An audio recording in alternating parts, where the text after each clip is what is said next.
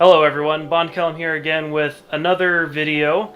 I was going to say product review, but I guess it's not really a product review, it's putting two phones head to head against each other. Today we're going to be comparing the Motorola Moto G6 and the Motorola Moto Z3 Play. Now I did a quick product review of both of these phones not too long ago, and I've used these phones about 2 days each. They're very similar to each other, however they're priced $250 apart from each other. So in this video we're basically just going to compare them head to head, and you can decide whether the extra $250 is worth it. So first off, we'll go ahead with some general specs of the phones. So let's go ahead and start off with the screen spec. The Motorola Moto G6 has a 5.7-inch display with a resolution of 2160 by 1080, and the Motorola Z3 has the same resolution but in a 6-inch display, and it's an AMOLED back panel. Now what this means is the Motorola Moto Z3, its display produces its own light, whereas the G6 is an LCD display and basically allows the backlight through in different colors. In real-world testing, I haven't really noticed much of a difference. The Motorola Moto G6 has a Snapdragon 450 processor, and the Motorola Moto Z3 has a Snapdragon 636 processor, both of which are clocked at 1.8 GHz, and it's an octa-core processor. The battery size on both phones is 3000 mAh. However, on the Z3, it also comes with a 2200 mAh battery pack for the phone, which installs right on the back. The G6 comes with either 3GB or 4GB of RAM, depending on whether you get the 32GB or the 64GB model, and the Z3 comes with 4GB of RAM no matter what. Both phones have a 12-megapixel back camera and an 8-megapixel front camera, but when it comes to video, the G6 can record at a maximum resolution of 1080p, and that's at 60 frames per second, and the Z3 can record at 4K 30 frames per second, 1080p 60 frames per second.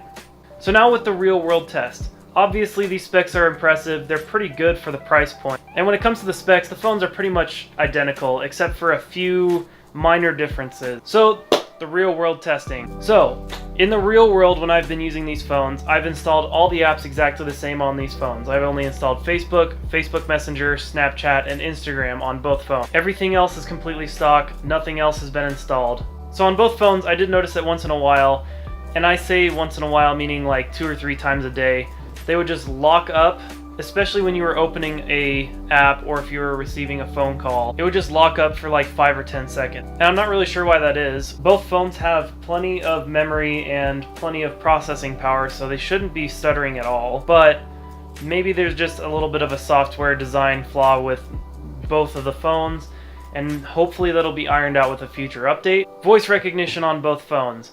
On the Moto Z, it was slightly better than the Moto G. However, they were both just awful in comparison to my Galaxy S8. I'm a pizza delivery driver, so I use these phones a lot, and one thing that I do is I press on the microphone and just tell it the address while I'm driving, which kind of saves, you know, a little bit of time, because when you're a delivery driver, time is money. And when I do that on my Galaxy S8, it misses maybe 1 in 20 addresses that I say to it. But on these phones, it was easily half the addresses were missed, which is, quite frankly, just unacceptable. Another point that I want to point out is the voice navigation on the GPS. When you're connected to the internet, it sounds fine. It sounds like any other Android device. However, when you lose connection to the internet, like, for example, when I'm walking out of the store and it disconnects from the Wi-Fi momentarily while it's switching to LTE, the voice goes from this soft woman's voice to this just disgustingly horrible, like, ear-piercing voice. I don't really know how to describe it other than that, but that just really got on my nerves a lot. Alright, so Bluetooth. This is a pretty big one for me. I don't know what it is with the Moto Z. Maybe it's just a communication issue between my radio and the Moto Z, but the Moto Z would not connect to my radio automatically. I'd have to go into Bluetooth and then tap on my radio every time I turned my car on or every time that I left the car, which got really annoying really quickly. The Moto G6 didn't have this issue, so it's probably a software issue relating to the Moto Z itself, or maybe a setting that I overlooked, but I looked into it pretty thoroughly. I did maybe 2 or 3 hours of Googling to see if I could get that fixed, and it is a decently well-known issue. So I know this device isn't defective, but hopefully, again, that can be fixed with a future update. And who knows, maybe I'm just overlooking a setting and no one's figured out how to change that setting yet. So yeah, that was a major issue for me. The Moto G6 did not have that issue, but the Moto Z did. Alright, now we got all the bad things out of the way, now we'll go into a couple good things. First of all, the camera on both phones is spectacular, especially for the budget range of the Moto G. It's about what I would expect for a $450 phone, but to have it in a $200 phone is just phenomenal. I'm very surprised at the camera quality. The pictures on both phones are very crisp, very clear.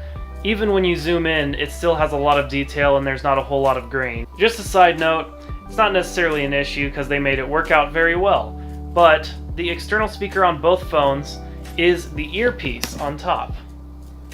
So the piece that you listen to a phone call with is actually broadcasting audio out when you're listening to music or watching a YouTube video, etc. This is something that I've never seen done before. However, the output quality of the speaker is much better than most phones that I've heard in my life. So I'm going to call this a pro. Because first of all, there's no extra speakers all over the phones so that you can get flour and water into it. And the quality is much better than most phones. It's much better than the Galaxy S8. Signal strength on these phones. Now, bear in mind, I use Verizon. All of these phones are compatible with Verizon. I took the SIM card out of my Galaxy S8 and put it into the Moto G and the Moto Z during my test drive. And in both cases, I observed that the signal strength is much better on both of these phones than the Galaxy S8, leading me to believe that the radio in these phones is either bigger or it's faster or it just is more efficient. I don't really know all the details about that. I just know that the signal strength is a lot better with these phones. Okay, so for my conclusion of this review, is the Motorola Moto Z3 worth an extra $250 over the Motorola Moto G6? And my answer is, in my opinion, no. They're pretty much exactly the same phone, just the Moto Z has Moto mods, which a lot of people might find useful. However, for me, it's really not all that useful, except for the battery pack case. But you can buy a battery pack case for the Moto G6.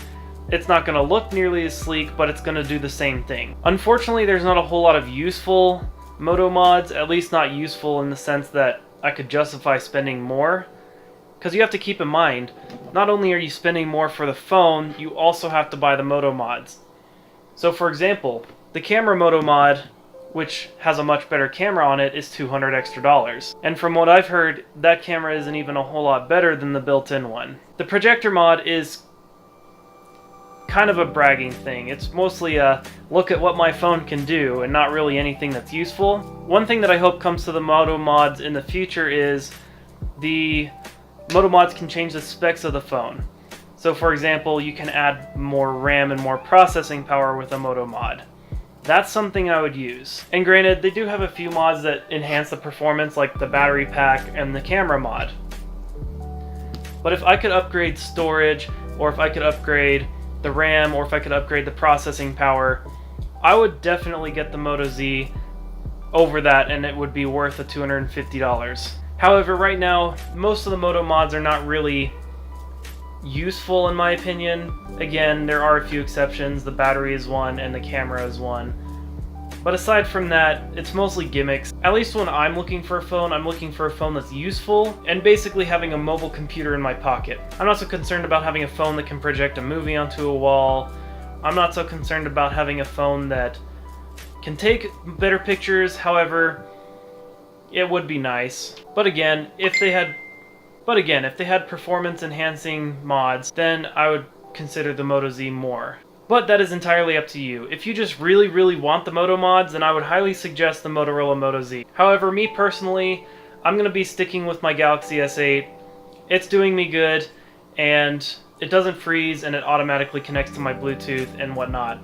So I'm just going to stick with my Galaxy S8 for now. I might consider these phones in the future if there's a software update that comes out that makes them run smoother, but I still feel like there's a lot of quirks in the phone that need to be ironed out. That's it for today, guys. If you'd like to buy either of these phones, I'm going to leave a link down in the description below. If you use those links, I do get a little bit of a kickback, and it supports the channel, and it doesn't cost you anything extra. It helps me bring more product reviews to you, and I can buy higher quality video equipment for higher quality videos. But that's it for today. I will see you guys in the next video, and I hope you guys have a good rest of your week.